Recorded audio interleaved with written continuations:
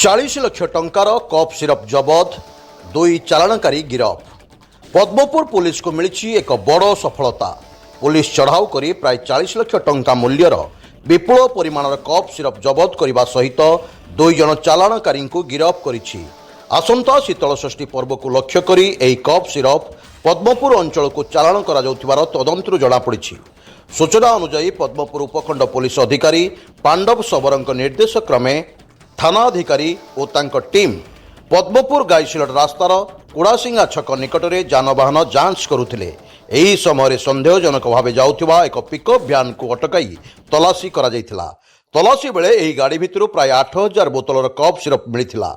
जबत होइथिबा ए cup सिरपर आनुमानिक मूल्य बजार में प्राय 40 लाख टंकार ऊर्ध्व हेबो बोली कुहा जायछि। पुलिस तुरंत गाड़ी को जबत करने सहित एथिरे थिबा दुई जन को अटक रखी पचराउचरा करिथिला। प्राथमिक तदंतरु जଣାपड़िछि जे एही कप सिरप भुवनेश्वर नयापल्ली अंचल पद्मपुर को चालाण करा जाउथिला। शीतलषष्ठी अवसर में यहां बिक्री करने उद्देश्य थिबा बोली पुलिस संदेह करुछि। घटना संपृक्त अभियुक्त भुवनेश्वर नयापल्लीर शरदचंद्र तुंग और पद्मपुर थाना अंतर्गत झांकरपल्ली ग्रामर मानस पांडे को गिरफ्त करा जायछि।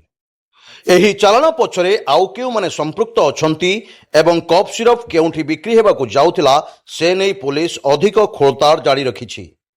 एही चढ़ाऊ को नहीं स्थानीय अंचल में चर्चा जोर धरिथिला बेले निशा कारबार विरुद्ध में पद्मपुर पुलिस एक बड़ सफलता बोली साधारण मत प्रकाश पाइछि। बरगढ़ आलोक साहू रिपोर्ट, स्वतंत्र ओडिशा लाइव।